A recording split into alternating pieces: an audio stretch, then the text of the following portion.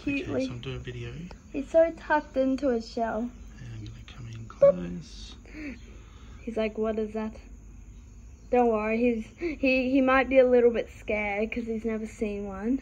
Don't worry, he's amazing. Is he moving? Oh, yes, Yep, yeah, he's okay. Here, come.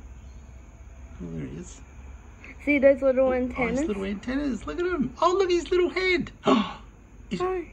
No, they don't fall out, do they? No. Their tail's wrapped around.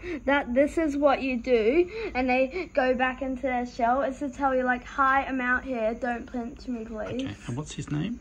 Sebastian. And do you know it's a boy or a girl? No, I You don't know. Okay. But I assume it's a boy and the other one's a girl. I don't care if it's a girl or a boy. I like the name. Okay, I'm just going to get close again. Don't worry. He's just a bit nervous because he's never seen one. Yeah.